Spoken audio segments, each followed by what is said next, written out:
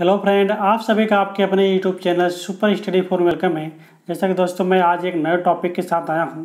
आज का हमारा टॉपिक है बेसिक साइंस या जनरल साइंस।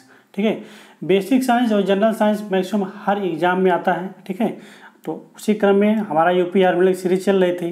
तो यूपी आर्मी के टेक्निकल पार्ट के अलावा हमने सोचा कि नॉन टेक्निकल के पार्ट को भी कुछ क्वेश्चन को हमने शामिल कर लेते हैं, क्योंकि नॉन टेक्निकल भी 50 नंबर का आता है। ठीक है, तो उसमें से मैक्सिमम क्वेश्चन बेसिक साइंस के भी रहते हैं।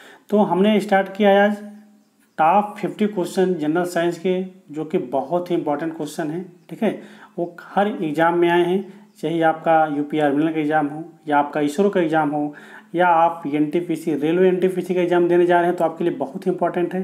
यदि आप ग्रुप डी का एग्ज़ाम देने वाले हैं तब भी वहाँ भी बेसिक साइंस के बहुत इंपॉर्टेंट क्वेश्चन आते हैं।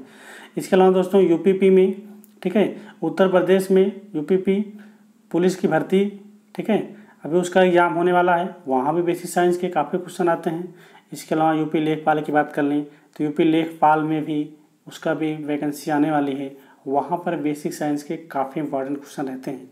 इसके अलावा तो आपने डीआरडीओ का देखा था, इस बार पेपर हुआ था। ठीक है, तो डीआरडीओ में मैक्सिमम जो है जो टेक्नीशियन की तैयारी कर रहे हैं या जीए की तैयारी कर रहे हैं, उनके लिए भी डीआरडीओ के इंपॉर्टेंट क्वेश्चन पूछे जाते हैं बेसिक साइंस के, जो कि इस बार 25 क्वेश्चन थे डीआरडीओ में। ठीक है, तो ऐसे कि साइंस का जो दायरा है हर एग्ज़ाम में, ठीक है, बढ़ता ही जा रहा है।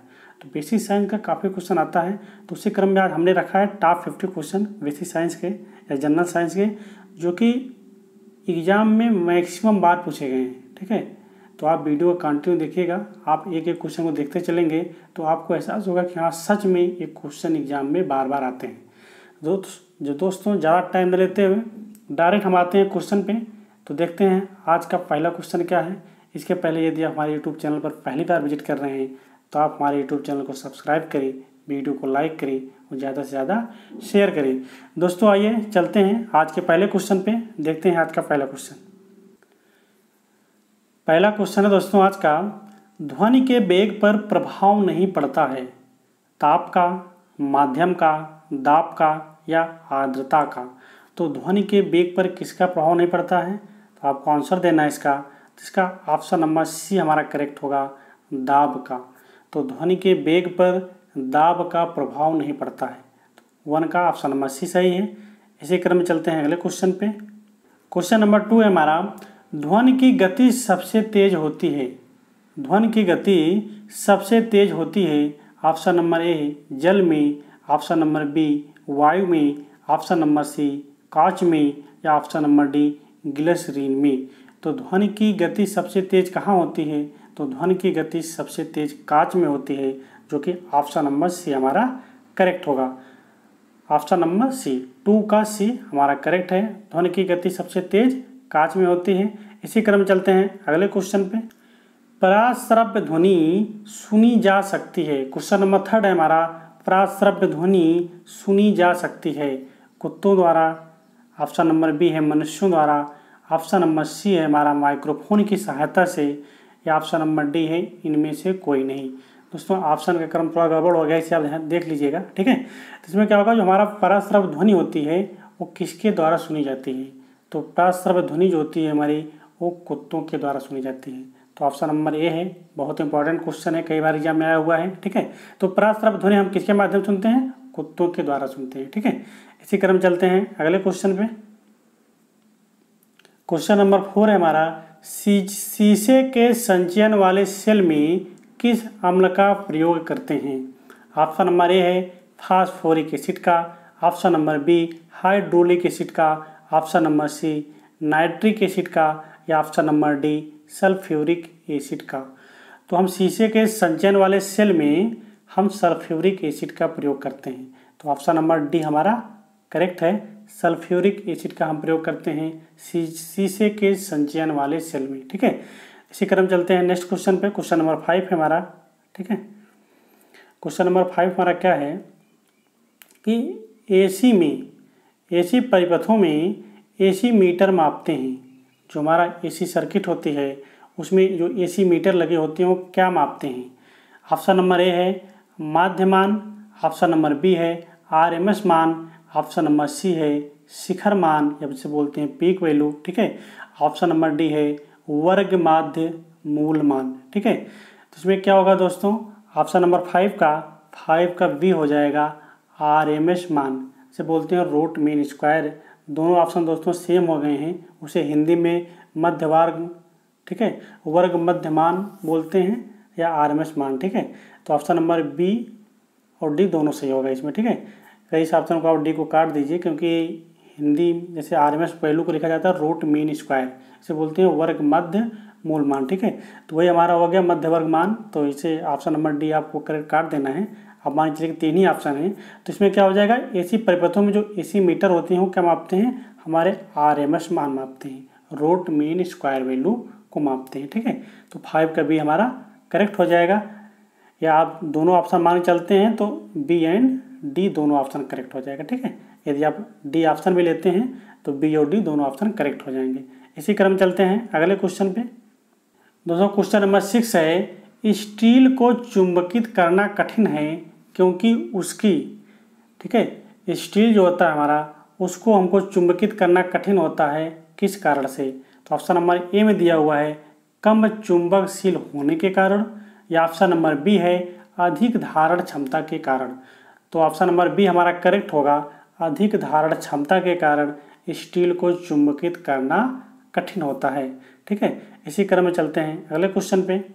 तो क्वेश्चन नंबर 7 है हमारा, निम्नलिखित में से कौन सा प्रकृति में अनुचुंबकीय है। ठीक है, नॉन मैग्नेटिक है, उसको बताना है। ऑप्शन नंबर ए है हमारा लौह, ऑप्शन नंबर बी है हमारा हाइड्रोजन, ऑप्शन नंबर सी है हमारा ऑक्सीजन, या ऑप्शन नंबर डी है हमारा नाइट्रोजन। दोस्तों जो हमारा अनुचुंबकीय होता है वो ऑप्शन नंबर सी में दिया हुआ है ऑक्सीजन। ये बहुत ही इंपॉर्टेंट क्वेश्चन है दोस्तों, एक कई बार आता है। ठीक है, आपसे पूछेगा कि इनमें से कौन सा चुंबकीय मटेरियल है, कौन सा अनुचुंबकीय है, या कौन सा, ठीक है, आपके चुंबकीय अनुचुंबकीय, एक होता है पैरामैग्नेटिक, एक होता है फेरामैग्नेटिक, होता है नॉन मैग्नेटिक। ठीक है, ये 3 मैग्नेटिक होते हैं, इनमें से क्वेश्चन को पूछता है, तो इसमें आपको बताना है कि कौन सा है हमारा जो नॉन मैग्नेटिक है या अनुचुंबकीय है। तो ऑप्शन नंबर सी हमारा करेक्ट होता है चुंबकीय। ठीक है, यदि जो कैंडिडेट इलेक्ट्रॉनिक्स से हैं तो आप इसे ऐसे समझ सकते हो, जैसे कंडक्टर होता है, ठीक है, सेमीकंडक्टर होता है, इसके अलावा इंसुलेटर होता है। ठीक है, ये 3 प्रकार के मटेरियल होते हैं हमारे, तो फेरोमैग्नेटिक, ठीक है, पैरामैग्नेटिक और डायामैग्नेटिक। आप ऐसे तीनों को डिवाइड कर सकते हो। तो कंडक्टर हमारा क्या हो जाएगा, फेरोमैग्नेटिक तरह, मतलब जो सबसे प्योर, जैसे कंडक्टर क्या होता है कि जो जिसकी चालकता सबसे अधिक होती है वो कंडक्टर होता है। तो ऐसे ही फेरोमैग्नेटिक में आप समझने के लिए आप समझ सकते हो जिसकी चुंबकशीलता बहुत अधिक होती है। ठीक है, जैसे आयरन हो गया, आयरन की हमारी चुंबकशीलता बहुत अधिक होती है। ठीक है, तो ऐसे आप इसे डिसाइड कर सकते हो रटने के तरीके से। इसी क्रम में चलते हैं अगले क्वेश्चन पे। क्वेश्चन नंबर 8 है हमारा, निम्नलिखित में से सबसे अच्छा इंसुलेटर कौन सा है।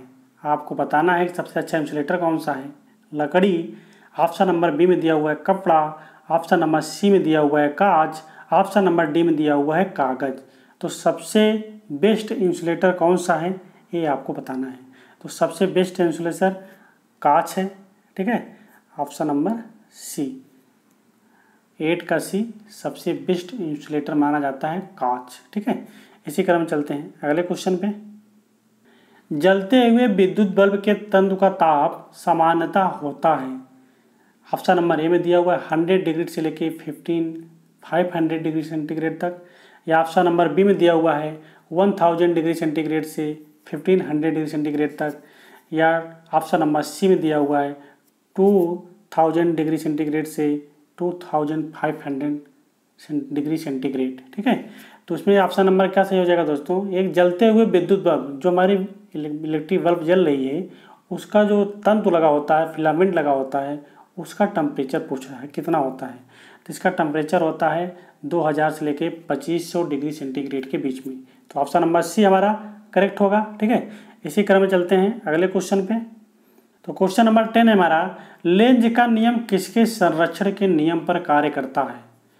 ऑप्शन नंबर ए है ऊर्जा के, ऑप्शन नंबर बी है संवेग के, ऑप्शन नंबर सी है कोणीय संवेग के, या ऑप्शन नंबर डी है आवेश की। तो हम सभी जानते हैं लेंज का नियम किसके सिद्धांत पर काम करता है। लेंज का नियम ऊर्जा संरक्षण के नियम पर कार्य करता है। तो ऑप्शन नंबर ए हमारा करेक्ट हो जाएगा 10 का, तिनका ए ऊर्जा संरक्षण के नियम पर लेंज का नियम कार्य करता है। इसी क्रम चलते हैं क्वेश्चन नंबर 11 पे। क्वेश्चन नंबर 11 है विद्युत आवेश को भंडारित करने के लिए प्रयुक्त उपकरण को कहते हैं। ठीक है, जो हमारा वैद्युत आवेश होता है, वैद्युत आवेश को भंडारित करने के लिए या संचरित करने के लिए किस उपकरण का हम प्रयोग करते हैं? प्रेरक का, ऑप्शन नंबर बी है संधारित्र का, ऑप्शन नंबर सी है परिणामित्र का, या ऑप्शन नंबर डी है ट्रांजिस्टर का। तो हम जानते हैं जो हमारा वैद्युत आवेश होता है किसमें संचित होता है? तो वैद्युत आवेश हमारा कैपेसिटर में संचित होता है। ठीक है, या संधारित्र होता है। तो ऑप्शन नंबर बी हमारा करेक्ट होगा, जिसमें हम विद्युत ऊर्जा को भंडारित करते हैं। 11 का वी। इसी क्रम देखते हैं नेक्स्ट क्वेश्चन 12 है। क्वेश्चन नंबर 12 हमारा क्या है? इलेक्ट्रॉन वोल्ट किसकी एक इकाई है? ठीक है, इलेक्ट्रॉन वोल्ट किसकी एक इकाई है? तो ऑप्शन नंबर ए है ऊर्जा का, ऑप्शन नंबर बी हमारा विभवांतर का, या ऑप्शन नंबर सी है हमारा आवेश का। तो इलेक्ट्रॉन वोल्ट किसकी इकाई होती है? तो इलेक्ट्रॉन वोल्ट जो होती है हमारी एनर्जी या ऊर्जा की इकाई होती है। बहुत ही इंपॉर्टेंट क्वेश्चन है दोस्तों, कई बार एग्जाम में आता है। ठीक है, डायरेक्टली ऐसे आप पूछ लेगा इलेक्ट्रॉन वोल्ट किसकी यूनिट है या किसकी इकाई है? तो इलेक्ट्रॉन वोल्ट ऊर्जा या एनर्जी की इकाई होती है। तो ऑप्शन नंबर ए हमारा करेक्ट है। ठीक है, इसी क्रम में चलते हैं अगले क्वेश्चन पे। तो क्वेश्चन नंबर 13 है किसी चालक को गर्म करने से उसके प्रतिरोध पर क्या प्रभाव पड़ता है? ऑप्शन नंबर ए बढ़ता है, ऑप्शन नंबर बी घटता है, ऑप्शन नंबर सी अपरिवर्तित रहता है, या ऑप्शन नंबर डी घटता है या बढ़ता रहता है। तो क्या होता है दोस्तों, यदि किसी हम चालक को हम गर्म करेंगे, ठीक है, तो गर्म करने से हमारा हीट बढ़ेगा। जब हीट बढ़ता है तो क्या होता है कि रेजिस्टेंस जो होता है हमारा वो क्या होता है? घटता है। ठीक है, तो ऑप्शन नंबर बी हमारा करेक्ट हो जाएगा, 13 का बी। इसी क्रम चलते हैं नेक्स्ट क्वेश्चन पे। क्वेश्चन नंबर 14 है हमारा मेगर मापने का उपकरण है। मेगर जो होता है, मेगर के माध्यम से क्या मापते हैं? ऑप्शन नंबर ए में दिया हुआ विद्युत बहुत कम प्रतिरोध को मापते हैं, या इंसुलेशन प्रतिरोध को मापते हैं, या मध्यम मान के प्रतिरोध को मापते हैं। तो ऑप्शन नंबर बी हमारा करेक्ट होगा, क्योंकि मेगर जो होता है, मेगर के माध्यम से हम इंसुलेशन प्रतिरोध को मापते हैं। ठीक है, तो 14 का बी करेक्ट आंसर है। दोस्तों बहुत ही इंपॉर्टेंट क्वेश्चन है, आप वेरी वेरी इंपॉर्टेंट क्वेश्चन की सीरीज में रख सकते हैं, क्योंकि एक क्वेश्चन एग्जाम में बहुत बार आता है। ठीक है, तो देखिए एक क्वेश्चन आपके बेसिक साइंस में दिया हुआ है, जनरल साइंस में दिया हुआ है। ठीक है, तो जनरल साइंस के अकॉर्डिंग भी क्वेश्चन बहुत इंपॉर्टेंट है। इसके अलावा यदि आप यूपी या रेनल का एग्जाम देने जा रहे हैं, या इसरो का एग्जाम देने जा रहे हैं, ग्रुप डी या एनटीपीसी का एग्जाम देने जा रहे हैं, तो वहाँ भी एक क्वेश्चन की पूछे जाने की प्रायिकता बहुत अधिक होती है। ठीक है, तो इसी क्रम देख लीजिए 14 का भी करेक्ट आंसर है, इंसुलेशन प्रतिरोध। इसी क्रम चलते हैं अगले क्वेश्चन पे। दोस्तों यदि वीडियो पसंद आ रही हो तो वीडियो को लाइक करें, शेयर करें। यदि अभी तक चैनल को सब्सक्राइब नहीं किया तो चैनल को सब्सक्राइब जरूर करें। ठीक है, इसी क्रम चलते हैं नेक्स्ट क्वेश्चन पे। दोस्तों क्वेश्चन नंबर 15 है विद्युत वाहक बल बराबर होता है। जो हमारा इलेक्ट्रोमैग्नेटिक फोर्स होता है, विद्युत वाहक बल होता है, वो किसके बराबर होता है? ऑप्शन नंबर ए में दिया हुआ है ऊर्जा के बराबर होता है, ऑप्शन नंबर बी में है कार्य के बराबर होता है, या ऑप्शन नंबर सी है बल के बराबर होता है, या ऑप्शन नंबर डी है ऊर्जा प्रति यूनिट आवेश के बराबर होता है। दोस्तों यदि इसका आपको फार्मूला मालूम है तो आप आसानी से इसका क्वेश्चन निकाल सकते हो, क्योंकि हम जानते हैं W बराबर क्या होता है? Q इंटू ई होता है। ये एनर्जी के रूप में फार्मूला होता है। ठीक है, तो हम E इक्वल टू निकाल सकते हैं। E इक्वल टू क्या हो सकता है? W/Q, और W जानते हैं क्या होता है हमारा? एनर्जी होती है या ऊर्जा होता है, तो इसको हम ऊर्जा लिख सकते हैं, प्लस आवेश को अगर 1 यूनिट आवेश देते हैं तो प्रति 1 यूनिट आवेश। ठीक है, आवेश। तो ऑप्शन नंबर हमारा क्या सही हो जाएगा? ऑप्शन नंबर डी सही हो जाएगा, ऊर्जा प्रति 1 यूनिट आवेश। ठीक है, तो ऑप्शन नंबर डी हमारा करेक्ट हो जाएगा। क्वेश्चन नंबर 15 का आंसर है ऑप्शन नंबर डी, ऊर्जा प्रति यूनिट आवेश। ठीक है, फार्मूला आपको याद रखना है, W=QE होता है। इस पर कई बार दोस्तों न्यूमेरिकल लगाने के लिए भी आता है, सिंपल से न्यूमेरिकल। ठीक है, इसी क्रम चलते हैं अगले क्वेश्चन पे, क्वेश्चन नंबर 16 में। क्वेश्चन नंबर 16 है हमारा एक चुंबकीय क्षेत्र विक्षेपित करता है। ऑप्शन नंबर ए है अल्फा कण, ऑप्शन नंबर बी है बीटा कण, ऑप्शन नंबर सी है अल्फा एवं बीटा कण। तो हमारा जो एक चुंबकीय क्षेत्र होता है या मैग्नेटिक फील्ड होती है, वो हमारा अल्फा और बीटा दोनों कण को क्या करती है? विक्षेपित करती है। तो 16 का सी हमारा करेक्ट आंसर है। इसी क्रम में चलते हैं अगले क्वेश्चन पे। क्वेश्चन नंबर 17 है हमारा स्टोरेज संचायक बैटरी में किस तत्व का उपयोग होता है? स्टोरेज संचायक बैटरी में किस तत्व का उपयोग होता है? ऑप्शन नंबर ए हमारा शीशा का, ऑप्शन नंबर बी है हमारा एल्युमिनियम का, ऑप्शन नंबर सी है हमारा तांबा का, या ऑप्शन नंबर डी हमारा जस्ता का। तो दोस्तों हमारा जो लेड संचायक बैटरी होती है, ठीक है, तो उसमें किसका प्रयोग करते हैं? उसमें हम शीशा का प्रयोग करते हैं, ठीक है। तो स्टोरेज संचायक बैटरी जो होती है उसमें लेड या शीशा का प्रयोग करते हैं। तो 17 का ए हमारा सही है। ये भी बहुत इंपॉर्टेंट क्वेश्चन है, बैटरी से कई बार एग्जाम में आता है, ठीक है। इसी क्रम चलते हैं नेक्स्ट क्वेश्चन पे। तो क्वेश्चन नंबर 18 है हमारा, किस वैज्ञानिक के द्वारा तड़ित चालक का आविष्कार किया गया था? ठीक है, किस वैज्ञानिक के द्वारा तड़ित चालक का आविष्कार किया गया था? तो ऑप्शन नंबर ए है ग्राहम बेल के द्वारा, ऑप्शन नंबर बी है लॉर्ड लिस्टर के द्वारा, ऑप्शन नंबर सी है बेंजामिन फ्रैंकलिन के द्वारा, या ऑप्शन नंबर डी है आइंस्टीन ने। ठीक है, तो तड़ित चालक का आविष्कार किसने किया था? तड़ित चालक का आविष्कार बेंजामिन फ्रैंकलिन ने किया था। तो ऑप्शन नंबर सी हमारा करेक्ट होगा, ठीक है। 18 का सी हमारा करेक्ट आंसर है, ठीक है। इसी क्रम चलते हैं नेक्स्ट क्वेश्चन पे।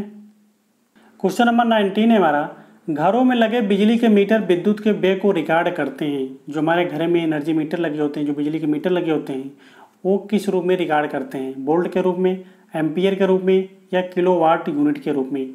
तो किस में करते हैं, रिकॉर्ड करते हैं? तो ऑप्शन नंबर सी में हमारा किलोवाट यूनिट में रिकॉर्ड करते हैं, जो बिजली में मीटर लगे होते हैं घरों में, ठीक है। तो 19 का सी हमारा करेक्ट आंसर है। इसी क्रम देखते हैं क्वेश्चन नंबर 20। क्वेश्चन नंबर 20 में क्या है हमारा, मुक्त रूप से निलंबित सुई किस दिशा में टिकती है? कोई हमारी एक फ्री चुंबकीय सुई है, अगर उसको हम लटका देते हैं तो किस दिशा में जाकर रुकती है? तो ऑप्शन नंबर ए है हमारा उत्तर पश्चिम दिशा में, ऑप्शन नंबर बी हमारा उत्तर दक्षिण दिशा में, या ऑप्शन नंबर सी हमारा उत्तर पूर्व दिशा में, या ऑप्शन नंबर डी हमारा उत्तर पश्चिम दिशा में, ठीक है। तो 20 का क्या हो जाएगा? 20 का हमारा हो जाएगा ऑप्शन नंबर बी, ठीक है, उत्तर दक्षिण दिशा में। हम जानते हैं अगर कोई चुंबकीय मटेरियल रखते हैं या उसको हम लटका देते हैं ऐसे ऊपर की साइड में, तो उसका जो डायरेक्शन होगा, क्योंकि चुंबक के दो ध्रुव आ जाते हैं, नॉर्थ पोल और साउथ पोल, तो हमेशा उत्तर और दक्षिण दिशा में जाके वो टिक जाती है, ठीक है। तो 20 का बी हमारा करेक्ट है। इसी क्रम चलते हैं 21 पे। तो 21 में हमारा क्या कह रहा है कि विद्युत अपघटन के नियम किसके द्वारा दिए गए हैं? जो हमारा विद्युत अपघटन का नियम था वो किसके द्वारा दिया गया था? तो ऑप्शन नंबर ए है फैराडे के द्वारा, ऑप्शन नंबर बी है मैक्सवेल ने दिया था, या ऑप्शन नंबर सी लेंज ने दिया था, या ऑप्शन नंबर डी बोर ने दिया था। तो विद्युत अपघटन का नियम हम सभी जानते हैं किसी ने दिया था? ऑप्शन नंबर ए हमारा करेक्ट होगा, फैराडे ने दिया था। बहुत ही इंपॉर्टेंट क्वेश्चन है दोस्तों, ये भी कई बार एग्जाम में आया हुआ है। हम आशा करते हैं कि आप सभी को मेरी वीडियो पसंद आ रही होगी। यदि वीडियो पसंद आ रही है दोस्तों, वीडियो को लाइक करें और ज़्यादा से ज़्यादा शेयर करें। थैंक यू दोस्तों। इसी क्रम चलते हैं नेक्स्ट क्वेश्चन पे। क्वेश्चन नंबर हमारा 22, परमाणु शक्ति संयंत्र किस सिद्धांत पर कार्य करता है? तो ऑप्शन नंबर ए है विखंडन, ऑप्शन नंबर बी है संलयन, और ऑप्शन नंबर सी है तापीय दहन, या ऑप्शन नंबर डी है उपर्युक्त तीनों का संयुक्त प्रभाव। तो हम जानते हैं जो हमारा परमाणु शक्ति संयंत्र होता है वो किसके सिद्धांत पर कार्य करता है? वो ऑप्शन नंबर ए विखंडन के सिद्धांत पर कार्य करता है। तो 22 का ए हमारा करेक्ट हो जाएगा, ठीक है। 22 का ए विखंडन। तो विखंडन के सिद्धांत पर ही हमारा परमाणु शक्ति संयंत्र कार्य करता है। इसी क्रम चलते हैं नेक्स्ट क्वेश्चन पे। क्वेश्चन नंबर 23, ऑप्शन नंबर 23 है, क्वेश्चन नंबर 23 है, क्षण चुंबक का अधिकतम चुंबकत्व होता है।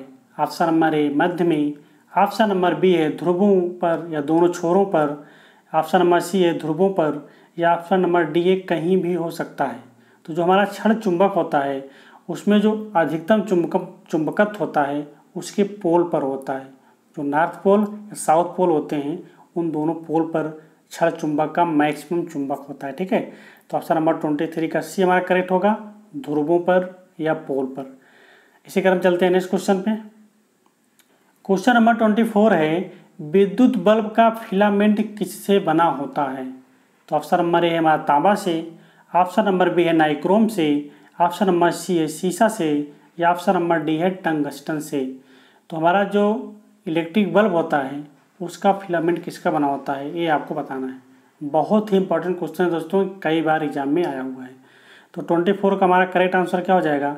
24 का हमारा करेक्ट आंसर डी हो जाएगा, क्योंकि हमारा जो इलेक्ट्रिक बल्ब होता है उसका जो फिलामेंट होता है वो टंगस्टन का बना होता है, ठीक है। 24 का डी हमारा करेक्ट है। इसी क्रम में चलते हैं नेक्स्ट क्वेश्चन पे। क्वेश्चन नंबर 25 है हमारा, सूक्ष्म सेल की क्षमता या विभव होता है। जो हमारा सूक्ष्म सेल होता है उसकी क्षमता या उसका वोल्टेज या उसका विभव कितना होता है आपको बताना है। तो ऑप्शन नंबर ए में दिया हुआ 3 वोल्ट, ऑप्शन नंबर बी में दिया हुआ 2.5 वोल्ट, ऑप्शन नंबर सी में दिया हुआ है 1.5 वोल्ट, ऑप्शन नंबर डी में दिया हुआ है 2 वोल्ट। तो हमारा जो सूक्ष्म सेल होता है, जो ड्राई सेल होता है, उसकी जो विभव होती है, वोल्टेज होता है 1.5 वोल्ट होता है। ठीक है, 25 का सी हमारा करेक्ट है। इसी क्रम में चलते हैं नेक्स्ट क्वेश्चन पे। इसके पहले दोस्तों इस क्वेश्चन के बारे में समझ लें, ये क्वेश्चन बहुत ही इंपॉर्टेंट है। ठीक है, इसमें दिया हुआ है 1.5 वोल्ट और 2 वोल्ट, 2.5 वोल्ट, एकदम पास पास की वैल्यू दी गई है। तो इसमें कन्फ्यूजन बहुत ज़्यादा होता है, तो लोग कहीं 2 वोल्ट मार के चले जाते हैं, मैक्सिमम कैंडिडेट 2 वोल्ट मार के चले जाते हैं, जो कि आपका आंसर गलत हो जाता है। यहाँ पे आपको रखना है कितना, 1.5 वोल्ट। ठीक है, यदि 1.5 वोल्ट न दिया होता तब आप 2 वोल्ट मारते तो आपका सही होता, लेकिन 1.5 वोल्ट दिया हुआ है तो इसका आंसर 1.5 वोल्ट ही होगा। ठीक है, तो 25 का सी हमारा करेक्ट है। इसी क्रम में चलते हैं नेक्स्ट क्वेश्चन पे। क्वेश्चन नंबर 26 है हमारा, विद्युत आवेश का मात्रक क्या है? हेनरी, कूलाम, एम्पियर, इनमें से सभी। तो विद्युत आवेश मतलब क्यू का मात्रक पूछ रहा है, तो क्यू का मात्रक हमारा क्या हो जाएगा? क्यू का मात्रक हमारा कूलाम। ठीक है, आवेश का मात्रक क्या होता है? आवेश का मात्रक कूलाम होता है। तो 26 का सी हमारा करेक्ट हो जाएगा। सी नहीं दोस्तों, बी। ठीक है, 26 का बी ऑप्शन करेक्ट है, कूलाम। इसी क्रम में चलते हैं नेक्स्ट क्वेश्चन पे। क्वेश्चन नंबर 27 है हमारा, निम्नलिखित पदार्थों में विद्युत के कौन चालक हैं? आपको बताना है कौन से विद्युत के हमारे कंडक्टर हैं। ऑप्शन नंबर ए हमारा चीनी मिट्टी, ऑप्शन नंबर बी हमारा अभ्रक, ऑप्शन नंबर सी हमारा कांच, ऑप्शन नंबर डी हमारा एल्युमिनियम। ठीक है, तो हम जानते हैं विद्युत का जो हमारा चालक है, मिट्टी तो हो नहीं सकती, अभ्रक भी नहीं हो सकता, कांच तो एज ए प्योर इंसुलेटर होता है। तो ऑप्शन नंबर डी ही हमारा करेक्ट होगा, एल्युमिनियम। ठीक है, तो एल्युमिनियम की चालकता भी अच्छी होती है। आप देखते हैं जितने विद्युत तार होते हैं लगभग एल्युमिनियम के होते हैं। ठीक है, तो ऑप्शन नंबर डी हमारा करेक्ट हो जाएगा, 27 का डी, ये हमारा कंडक्टर की श्रेणी में आता है। इसी क्रम में चलते हैं नेक्स्ट क्वेश्चन पे। अच्छी प्रतिरोध कुंडलियाँ किसकी होती हैं? ऑप्शन नंबर ए है लोहा की, ऑप्शन नंबर बी है सोना की, ऑप्शन नंबर सी है चांदी की, ऑप्शन नंबर डी है मैग्नीन की।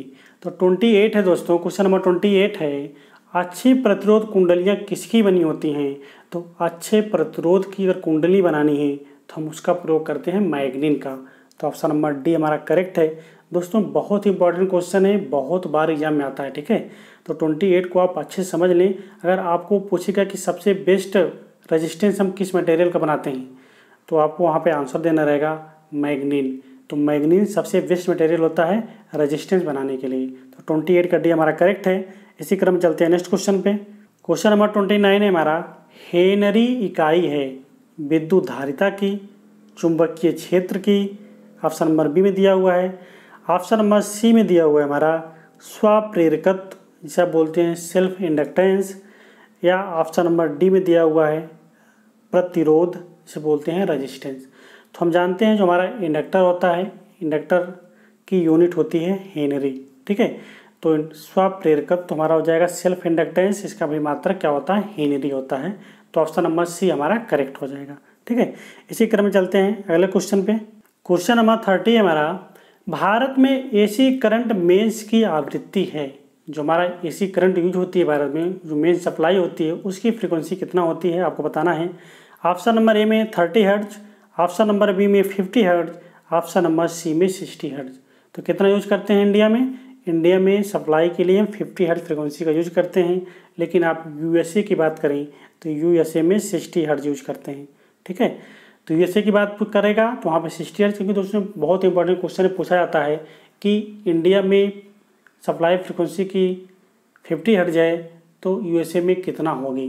तो आपको बताना रहेगा 60 हर्ट्ज होगी यूएसए में। ठीक है, तो लेकिन इंडिया की बात किया यहाँ पे तो इंडिया का ऑप्शन नंबर भी हमारा करेक्ट हो जाएगा, 30 का भी 50 हर्ट्ज सप्लाई। ठीक है, इसी क्रम चलते हैं नेक्स्ट क्वेश्चन पे।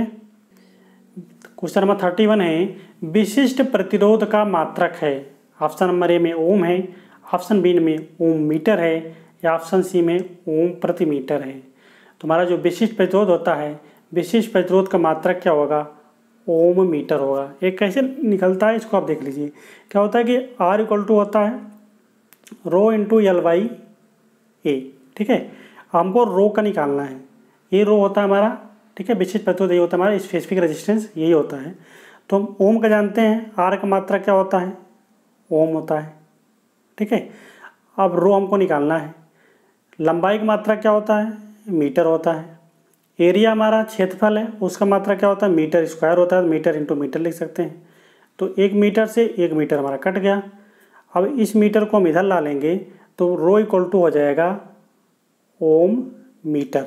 ठीक है, तो इसीलिए विशिष्ट प्रतिरोध का जो मात्रक होता है वो मीटर होता है। इसके अलावा आपको ये फार्मूला भी याद रखना है, R equal to rho into L by ए।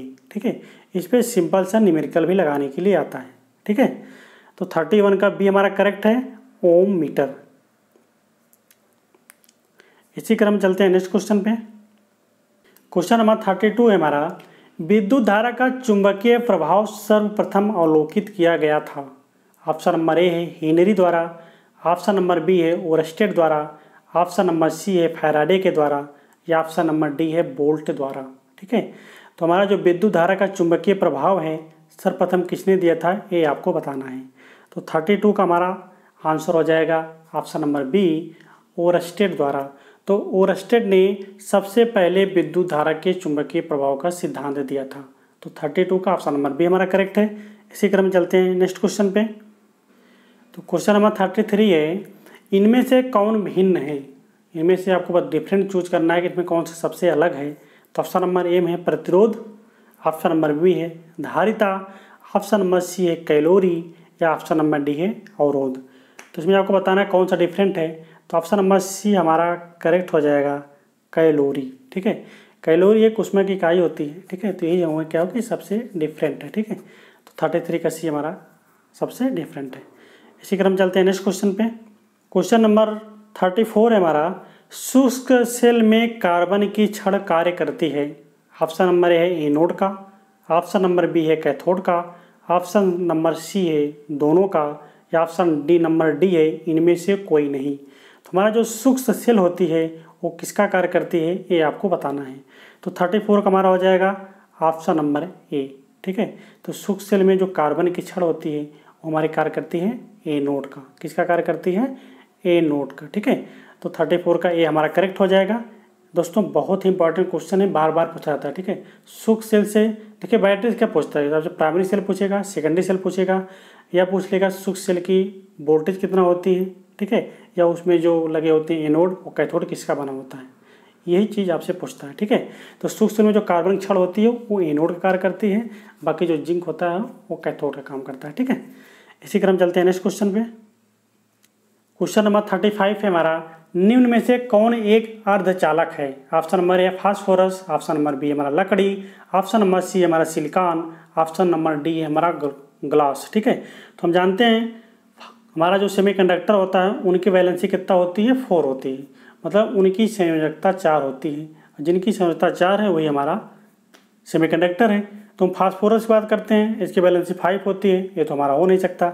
लकड़ी किसी भी कंडीशन में हमारी अर्धचालक हो नहीं सकती।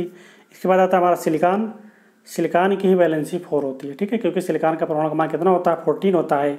जब इसका इलेक्ट्रॉनिक विन्यास करेंगे हम 284, तो इसके वाई कक्षा में इलेक्ट्रॉनों की संख्या कितनी है, 4 है। तो वैलेंसी वही होती है जो इसके वाई कक्षा में इलेक्ट्रॉनों की संख्या, जो मिनिमम इलेक्ट्रॉन की कक्षा संख्या होती है वही हमारे क्या होती है, वैलेंसी होती है। तो ऑप्शन नंबर 35 का सी करेक्ट हो जाएगा, सिलिकॉन। ठीक है, 35 का सी सिलिकॉन, ये जो कि हमारा एक अर्धचालक है। इसी क्रम चलते हैं नेक्स्ट क्वेश्चन पे। क्वेश्चन नंबर 36 से हमारा, डायनेमो क्या करता है। ऑप्शन नंबर है विद्युत ऊर्जा को गतिज ऊर्जा में परिवर्तित करता है, यांत्रिक ऊर्जा को विद्युत ऊर्जा में परिवर्तित करता है, या ऑप्शन नंबर सी है विद्युत ऊर्जा को यांत्रिक ऊर्जा में परिवर्तित करता है। तो हम जानते हैं डायनेमो हमारा क्या करता है, मैकेनिकल एनर्जी को इलेक्ट्रिकल एनर्जी में कन्वर्ट करता है। तो ऑप्शन नंबर बी हमारा करेक्ट हो जाएगा, 36 का बी करेक्ट आंसर है। ठीक है, इसी क्रम चलते हैं नेक्स्ट क्वेश्चन पे। तो क्वेश्चन नंबर 37 है हमारा, फ्लोरेसेंट ट्यूब में कौन सी गैस भरी होती है। ऑप्शन नंबर है हमारा नियान, ऑप्शन नंबर बी है हमारा सोडियम, ऑप्शन नंबर सी है हमारा मरकरी। तो आपको बताना है 37 का आंसर क्या होगा। फ्लोरेसेंट ट्यूब में कौन सी गैस भरी होती है। तो फ्लोरेसेंट ट्यूब में हमारी जो गैस भरी होती है क्या होती है, मरकरी होती है। ठीक है, तो ऑप्शन नंबर सी हमारा करेक्ट है। बहुत इंपॉर्टेंट क्वेश्चन है, इसको आप याद रखें। ठीक है, इसी क्रम चलते हैं नेक्स्ट क्वेश्चन पे। क्वेश्चन नंबर 38 है हमारा, एक फ्यूज में एक जो फ्यूज होता है, फ्यूज तार मुख्य रूप से क्या होना चाहिए। एक फ्यूज तार में मुख्य रूप से क्या होना चाहिए। ऑप्शन नंबर ए हमारा उच्च गलनांक अल्प प्रतिरोध, या अल्प गलनांक अल्प प्रतिरोध, या अल्प गलनांक उच्च प्रतिरोध, या उच्च गलनांक उच्च प्रतिरोध। तो 38 हमारा क्या हो जाएगा, 38 का हमारा सी सही हो जाएगा, अल्प गलनांक उच्च प्रतिरोध। एक अच्छे फ्यूज के लिए अल्प गलनांक उच्च प्रतिरोध, 38 का सी हमारा करेक्ट हो जाएगा। ठीक है, इसी क्रम चलते हैं नेक्स्ट क्वेश्चन पे। नेक्स्ट क्वेश्चन हमारा क्वेश्चन नंबर 39, निम्न में से कौन विद्युत का चालक है। ऑप्शन नंबर ए है रबर, ऑप्शन नंबर बी है शुद्ध जल, ऑप्शन नंबर सी है लवण जल या जिसे बोलते हैं साल्ट वाटर। ठीक है, ऑप्शन नंबर डी है बेंजीन। ठीक है, तो हमारा क्या होता है, 39 का सी हो जाएगा। हमारा जो साल्ट वाटर होता है या लवण जल होता है वो हमारा विद्युत का चालक होता है। ठीक है, तो ऑप्शन नंबर सी हमारा करेक्ट है, 39 का सी। इसी क्रम चलते हैं नेक्स्ट क्वेश्चन पे। क्वेश्चन नंबर 40 हमारा, निम्न में से कौन विद्युत अचुंबकीय है। तो ऑप्शन नंबर ए हमारा निकिल, ऑप्शन नंबर बी हमारा कोबाल्ट, ऑप्शन नंबर सी है हमारा क्रोमियम, या ऑप्शन नंबर डी है हमारा तांबा। तो विद्युत अचुंबकीय कौन सा है, तो हम जानते हैं जो तांबा होता है उसकी विद्युतशीलता बहुत कम होती है। ठीक है, मतलब उसमें चुंबक की क्षमता बहुत कम होती है, उस चुंबकीय बिल्कुल नहीं होता तांबा। ठीक है, तो 40 का डी हमारा सही हो जाएगा, कापर। कापर ये होता है जिसमें चुंबक की क्षमता नहीं होती है। ठीक है, इसी क्रम चलते हैं नेक्स्ट क्वेश्चन पे। बैटरी के धनात्मक ध्रुव से जोड़े गए इलेक्ट्रोड को क्या कहते हैं। क्वेश्चन नंबर 41 है हमारा, बैटरी के धनात्मक ध्रुव से जोड़े गए इलेक्ट्रोड को क्या कहते हैं। तो ऑप्शन नंबर ए हमारा इलेक्ट्रोप्लेट कहते हैं, ऑप्शन नंबर बी हमारा कैथोड, ऑप्शन नंबर सी है एनोड, ऑप्शन नंबर डी है आयन। तो क्या कहते हैं, जो हमारा पॉजिटिव पोल होता है या पॉजिटिव ध्रुव होता है उसे हम एनोड कहते हैं। ठीक है, जो निगेटिव होता है उसे हम कैथोड कहते हैं। इसे एनोड कहते हैं और इसे हम कैथोड कहते हैं। इसे आप याद रखें, बहुत सिंपल सा क्वेश्चन है। ठीक है, बहुत ही बेसिक क्वेश्चन है। देखने में दोस्तों जितना ही बेसिक लगता है ना, लोग उतना ही गलत करके आते हैं, क्योंकि इस क्वेश्चन को लोग पढ़ेंगे नहीं ध्यान से, देखेंगे कि बैटरी के धनात्मक ध्रुव से फट से आप कैथोड मारे चले जाओगे, वो आपका आंसर गलत हो जाएगा। तो क्वेश्चन को पढ़ो, क्योंकि देखिए मैं जो आदमी क्वेश्चन को करेक्ट करता है, जो इतने कैंडिडेट होते हैं वो सिंपल क्वेश्चन ही गलत करते हैं। मैक्सिमम जो हार्ड क्वेश्चन होते हैं वो सब करेक्ट करके चले जाते हैं, सही कर लेते हैं, लेकिन जो सिंपल क्वेश्चन होता है वो जल्दबाजी में गलत ही हो जाता है। और जिस समय आपका सिंपल क्वेश्चन गलत हो रहा है उस समय आप समझ लीजिए कि आप सिलेक्शन से बाहर हो। ठीक है, तो इसलिए एग्ज़ाम देते समय कभी भी जल्दबाजी नहीं करनी चाहिए, आराम से एग्ज़ाम दीजिए, अच्छे से एग्ज़ाम दीजिए। ठीक है, इसी क्रम चलते हैं नेक्स्ट क्वेश्चन पे। क्वेश्चन नंबर हमारा 42 है, निम्नलिखित में से कौन परमाणु का भाग नहीं है। कौन सा एटम का भाग नहीं है ये आपको बताना है। तो ऑप्शन नंबर ए हमारा इलेक्ट्रॉन, ऑप्शन नंबर बी है प्रोटॉन, ऑप्शन नंबर सी है न्यूट्रॉन, ऑप्शन नंबर डी है फोटॉन। तो हम जानते हैं जो हमारा एटम होता है या परमाणु होता है उसके नाभिक में, ठीक है, प्रोटॉन प्लस न्यूट्रॉन होता है, लेकिन उसकी कक्षाओं में चक्कर लगाते हैं इलेक्ट्रॉन। ठीक है, तो प्रोटॉन, इलेक्ट्रॉन और न्यूट्रॉन ये तीनों तो एटम के भाग हैं, लेकिन फोटॉन एटम का भाग नहीं है। तो ऑप्शन नंबर डी हमारा करेक्ट हो जाएगा। ठीक है, 42 का ऑप्शन नंबर डी हमारा सही है। इसी क्रम चलते हैं नेक्स्ट क्वेश्चन पे। दोस्तों क्वेश्चन नंबर 43 है, हाइड्रोजन बम किस सिद्धांत पर आधारित है। ऑप्शन नंबर ए है नियंत्रित संलयन अपक्रिया, ऑप्शन नंबर बी है अनियंत्रित संलयन अपक्रिया, ऑप्शन नंबर सी है नियंत्रित विखंडन अपक्रिया, या ऑप्शन नंबर डी है अनियंत्रित विखंडन अपक्रिया। तो 43 बहुत ही इंपॉर्टेंट क्वेश्चन है। हाइड्रोजन बम किसके सिद्धांत पर कार्य करता है ये आपको बताना है। ठीक है, बहुत ही इंपॉर्टेंट क्वेश्चन दोस्तों, बहुत बार एग्जाम में आया हुआ है। तो 43 का हमारा सही हो जाएगा ऑप्शन नंबर बी, अनियंत्रित संलयन अपक्रिया। अनियंत्रित संलयन अपक्रिया पर हमारा हाइड्रोजन बम कार्य करता है। तो आप यदि ग्रुप डी का एग्ज़ाम देने जा रहे हैं तब भी आपके लिए बहुत ही इंपॉर्टेंट वीडियो है। यदि आप एनटीपीसी का एग्ज़ाम जो कि अभी हुआ नहीं है, होने वाला है, या यूपी में उत्तर प्रदेश पुलिस की वैकेंसी आने में आई है, फॉर्म फिलअप हो चुका है, उसका एग्ज़ाम भी होने वाला है, क्योंकि पेपर में भी दिया था 2 दिन पहले कि उसका एग्ज़ाम होने वाला है। ठीक है, जुलाई के लास्ट तक की संभावना व्यक्त की जा रही है कि यूपी का एग्जाम होने वाला है। तो वहाँ भी बेसिक साइंस के काफ़ी क्वेश्चन आते हैं। इसके अलावा यूपी लेखपाल की वैकेंसी आने वाली है दोस्तों, 5000 प्लस वैकेंसी है। यदि आप लेखपाल की तैयारी कर रहे हैं तो आपके लिए वीडियो बहुत ही इंपॉर्टेंट है। तो आप सभी जितने कैंडिडेट ये वीडियो को देख रहे हैं, आप सभी मैक्सिमम से मैक्सिमम शेयर करें। बाकी यदि आप यूपी अर्बन या टेक्निकल का एग्ज़ाम देने वाले कैंडिडेट हैं तो आपको तो लग ही रहा होगा कि ऐसे क्वेश्चन एग्जाम में आते हैं। तो बहुत सिंपल क्वेश्चन है लेकिन बहुत ही इंपॉर्टेंट क्वेश्चन है। हम आशा करते हैं कि आप सभी को मेरी वीडियो पसंद आ रही होगी। यदि वीडियो पसंद आ रही है दोस्तों तो वीडियो को लाइक करें, शेयर करें। यदि अभी तक आप हमारे चैनल को सब्सक्राइब नहीं किए हैं तो उस चैनल को सब्सक्राइब करें। थैंक यू दोस्तों। चलते हैं हम इसी क्रम में नेक्स्ट क्वेश्चन पे।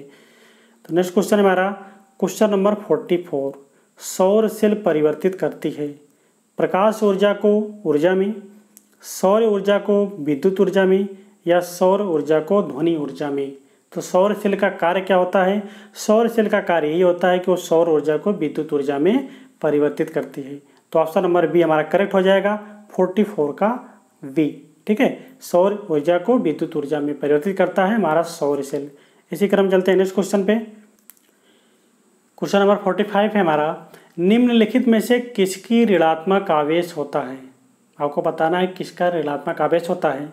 ऑप्शन नंबर ए हमारा अल्फा कण, ऑप्शन नंबर बी हमारा बीटा कण, ऑप्शन नंबर सी है हमारा गामा कण या ऑप्शन नंबर डी है इनमें से कोई नहीं। तो हम जानते हैं अल्फा कण हमारा पॉजिटिव होता है, बीटा कण ही हमारा नेगेटिव होता है। तो ऑप्शन नंबर बी हमारा करेक्ट होगा, बीटा कण।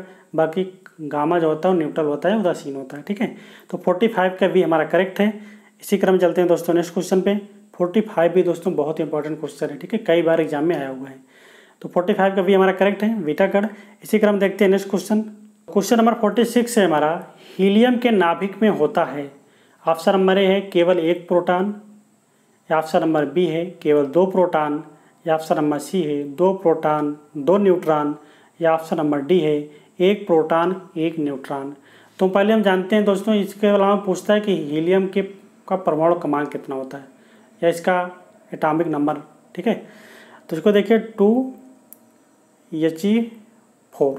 ठीक है, तो हमारा इसका निकालें अगर हम, इलेक्ट्रॉनों की संख्या कितनी है और प्रोटॉनों की संख्या कितनी है हम ज्ञात कर सकते हैं। ठीक है, तो इसमें 2 प्रोटॉन और 2 न्यूट्रॉन होते हैं। ठीक है, कितना? 2 प्रोटॉन और 2 न्यूट्रॉन होते हैं। तो ऑप्शन नंबर सी हमारा करेक्ट है। ऑप्शन नंबर सी हमारा करेक्ट है, 2 प्रोटॉन 2 न्यूट्रॉन। इसके अलावा इसका जो संभारिक होता है, इसका द्रव्यमान संख्या होती है, जो व्यवहार होता है वो कितना होता है? 4 होता है। और परमाणु क्रमांक कितना होता है? 2 होता है। ठीक है, तो इस चीज़ को भी आपको याद रखना है। जब द्रव्यमान संख्या में से प्रोटॉन मतलब परमाणु संख्या घटाएंगे तो हमारी इलेक्ट्रॉन संख्या मालूम हो जाती है। तो 2 इलेक्ट्रॉन 2 प्रोटॉन और 2 न्यूट्रॉन होते हैं हमारे हीलियम के नाभिक में। तो ऑप्शन नंबर सी हमारा करेक्ट है। हीलियम के नाभिक में कितना होता है ये आपको बताना है। तो नाभिक की बात होती है तो नाभिक में क्या होता है? ओनली प्रोटॉन और न्यूट्रॉन होता है। तो 2 प्रोटॉन और 2 न्यूट्रॉन होगा। 46 का सी हमारा करेक्ट हो जाएगा।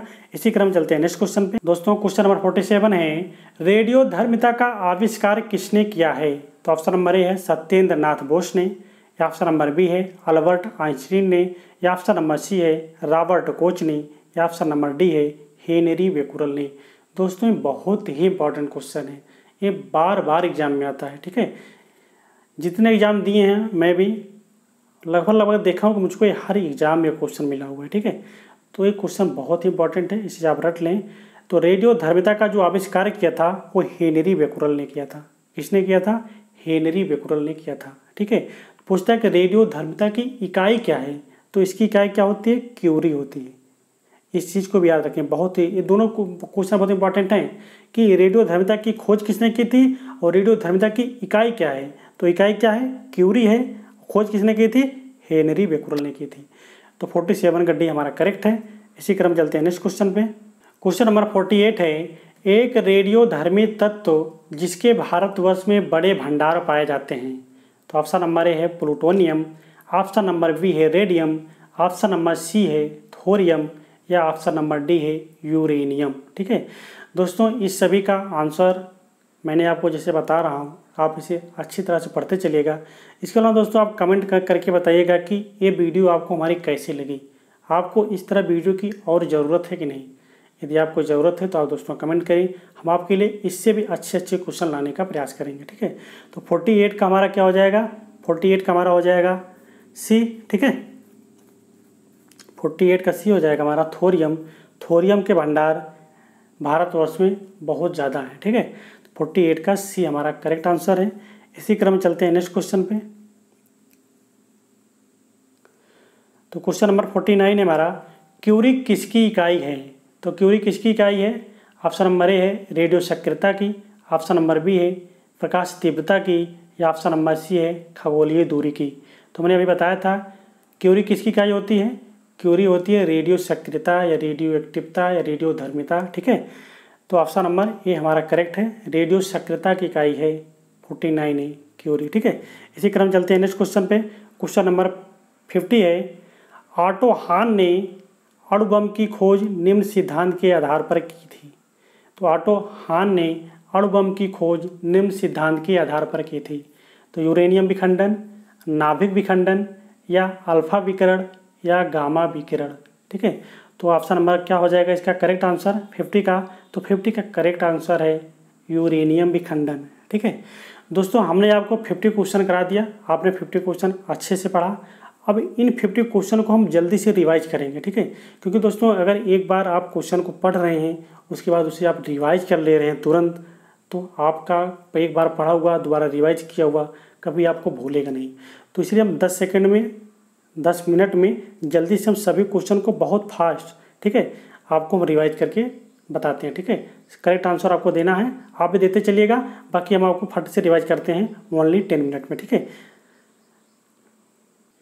दोस्तों, पढ़ने का सबसे अच्छा तरीका होता है कि एक बार हम पढ़ें, पढ़ने के बाद अगर उसे हम तुरंत रिवाइज कर लें तो क्वेश्चन कभी भूलता नहीं है। ठीक है, तो इसलिए हम जल्दी से आपको रिवाइज करेंगे, 50 क्वेश्चन बहुत फास्ट करेंगे। ठीक है, तो पहला क्वेश्चन हमारा, ध्वनि के वेग पर प्रभाव नहीं पड़ता है, ताप का, माध्यम का, दाब का, या आर्द्रता का। तो हमने बताया था दाब का मध्य प्रभाव बिल्कुल नहीं पड़ता, तो 1 का सी। दोस्तों डायरेक्टली हम इसको आपको पढ़ के सुनाएंगे। ठीक है, इसी क्रम चलते हैं नेक्स्ट क्वेश्चन पे।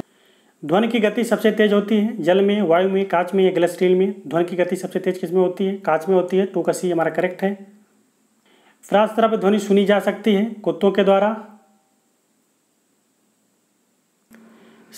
क्वेश्चन नंबर 4 है, शीशे के संचरण वाले सेल में किस अम्ल का प्रयोग होता है? फास्फोरिक एसिड का, हाइड्रोलिक एसिड का, या नाइट्रिक एसिड का, या सल्फ्यूरिक एसिड का? तो सल्फ्यूरिक एसिड का हम प्रयोग करते हैं, 4 का डी।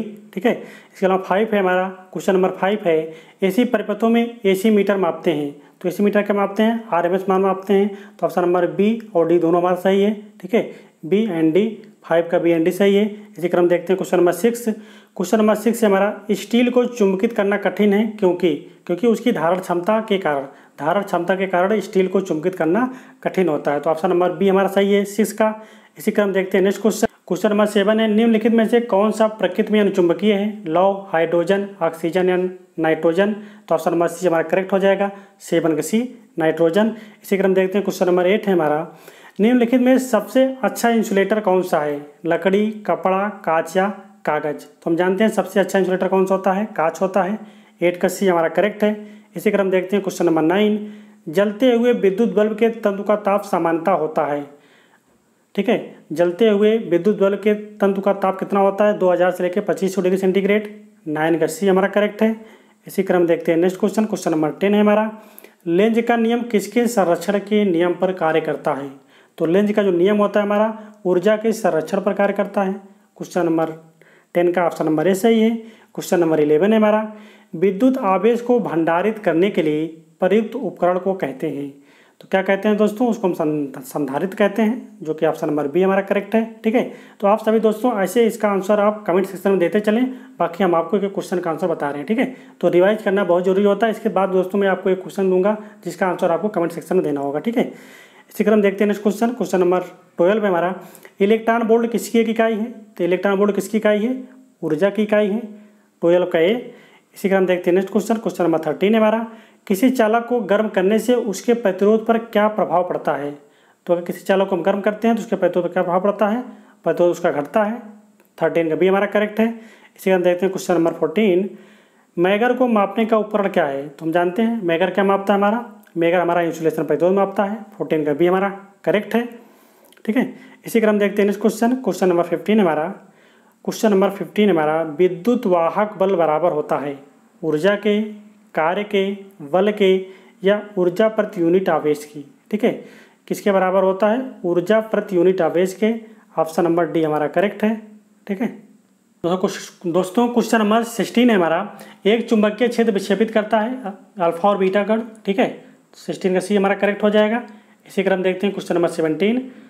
ठीक है, स्टोरेज संचायक बैटरी में किस तत्व का उपयोग होता है? शीशा का, एल्युमिनियम का, तांबा का या जस्ता का? तो इसका हम किसका प्रयोग करते हैं? शीशा का प्रयोग करते हैं। 17 का ए हमारा करेक्ट हो जाएगा। इसी क्रम देखते हैं क्वेश्चन नंबर 18 है हमारा, किस वैज्ञानिक के द्वारा तलित चालक का आविष्कार किया गया था? तो हम जानते हैं तलित चालक का आविष्कार किसने किया था? बेंजामिन फ्रैंकलिन ने किया था। 18 का सी हमारा करेक्ट है। इसी क्रम देखते हैं क्वेश्चन नंबर 19। क्वेश्चन नंबर 19 है हमारा, घरों में लगे बिजली के मीटर विद्युत के व्यय को रिकॉर्ड करते हैं, किस में रिकॉर्ड करते हैं? किलोवाट यूनिट में। तो 19 का सी हमारा करेक्ट हो जाएगा। इसी क्रम देखते हैं क्वेश्चन नंबर 20। क्वेश्चन नंबर 20 है हमारा, मुक्त रूप से निलंबित चुंबकीय सुई किस दिशा में टिकती है? ठीक है, तो हम जानते हैं और कोई चुंबकीय सुई है उसको फ्री स्पेस में छोड़ देते हैं तो क्या जाता है? नॉर्थ से साउथ में वो हो जाता है। तो ऑप्शन नंबर बी हमारा करेक्ट हो जाएगा। इसी क्रम देखते हैं क्वेश्चन नंबर 21। क्वेश्चन नंबर 21 है हमारा, विद्युत अपघटन के नियम किसके द्वारा दिए गए हैं? ठीक है, तो विद्युत अपघटन के नियम किसके द्वारा दिए गए हैं ये आपको बताना है। 21 का हो जाएगा हमारा ए, फैराडे ने दिया था विद्युत अपघटन का नियम। ठीक है, इसी क्रम देखते हैं दोस्तों नेक्स्ट क्वेश्चन, परमाणु शक्ति संयंत्र किस सिद्धांत पर काम करता है? तो हम जानते हैं परमाणु शक्ति संयंत्र हमारा विखंडन के सिद्धांत कार्य करता है। तो ऑप्शन नंबर ए हमारा करेक्ट हो जाएगा। इसी क्रम देखते हैं दोस्तों नेक्स्ट क्वेश्चन, क्वेश्चन नंबर 23 हमारा, क्षण चुंबक का अधिकतम चुंबकत्व होता है कहाँ पे होता है? मैंने बताया था उसके ध्रुवों पर होता है, पोल पर। तो 23 का सी हमारा करेक्ट हो जाएगा। इसी क्रम देखते हैं दोस्तों नेक्स्ट क्वेश्चन, क्वेश्चन नंबर 24 है हमारा, विद्युत बल्ब का फिलामेंट किससे बना होता है? तांबा से, नाइक्रोम से, शीशा से या टंगस्टन से? हम जानते हैं विद्युत बल्ब का जो फिलामेंट होता है वो टंगस्टन का बना होता है। बाकी जो हीटर का एलिमेंट होता है दोस्तों किसका होता है? हीटर का एलिमेंट हमारा नाइक्रोम का होता है। बहुत इंपॉर्टेंट क्वेश्चन है भी। ठीक है, तो हीटर का जो एलिमेंट होता है किसका होता है? नाइक्रोम का बना होता है। इसी क्रम देखते हैं नेक्स्ट क्वेश्चन, क्वेश्चन नंबर हमारा 25 है, सूक्ष्म सेल की क्षमता होती है कितना होती है? 1.5 वोल्ट होती है। 25 का सी हमारा करेक्ट है। दोस्तों आप सभी भी इसका आंसर ऐसे कमेंट सेक्शन में देते चलें। ठीक है, इसी क्रम देखते हैं नेक्स्ट क्वेश्चन, क्वेश्चन नंबर 26 है हमारा, विद्युत आवेश का मात्रक क्या है? तो हम जानते हैं विद्युत का आवेश का मात्रक क्या होता है, अभी मैंने बताया था आपको। ठीक है, क्या होता है? कूलाम होता है। 26 का बी हमारा करेक्ट है। इसी क्रम देखते हैं नेक्स्ट क्वेश्चन, क्वेश्चन नंबर 27 है हमारा, निम्नलिखित पदार्थों में विद्युत के कौन चालक हैं? ठीक है, विद्युत का चालक कौन है ये आपको बताना है। तो एल्युमिनियम होता है। 27 का डी हमारा करेक्ट है। हम आशा करते हैं दोस्तों आपको मेरी वीडियो पसंद आ रही होगी। वीडियो पसंद आ रही है तो वीडियो को लाइक करें, शेयर करें। यदि अभी तक आप हमारे चैनल को सब्सक्राइब नहीं किए तो चैनल को सब्सक्राइब जरूर करें। थैंक यू दोस्तों। इसी क्रम चलते हैं नेक्स्ट क्वेश्चन पे। तो दोस्तों देखो रिवीजन चल रहा है। ठीक है, रिवीजन बहुत जरूरी होता है दोस्तों। आप पढ़ाई करें, पढ़ाई करने के बाद तुरंत यदि आप रिवाइज कर लेते हैं तो आपको एक भी क्वेश्चन कभी मिस नहीं होगा। ठीक है, सारे क्वेश्चन आपको रट उठेंगे। तो इसलिए मैंने आपको एक बार अच्छे से पढ़ाया है, तो इस बार दोबारा मैं आपको उन सभी क्वेश्चन को रिवाइज करा दे रहा हूँ। ठीक है, तो एक बार में अगर कोई क्वेश्चन आपका स्किप भी हुआ होगा तो दोबारा वो क्वेश्चन आपको रट उठेगा। ठीक है, तो अच्छी प्रतिरोध कुंडलियाँ किसकी बनी होती हैं? तो मैग्नीन की बनी होती हैं। ठीक है, 28 का डी हमारा करेक्ट है। इसी क्रम देखते हैं नेक्स्ट क्वेश्चन, क्वेश्चन नंबर 29 हमारा, हेनरी इकाई है। हेनरी किसकी इकाई होती है? विद्युत धारिता की, चुंबकीय क्षेत्र की या स्वप्रेरकत्व की या प्रतिरोध की? तो हेनरी होती है स्वप्रेरकत्व की इकाई। ठीक है, 29 का सी हमारा करेक्ट है। इसी क्रम देखते हैं नेक्स्ट क्वेश्चन, क्वेश्चन नंबर हमारा 30 है। ठीक है,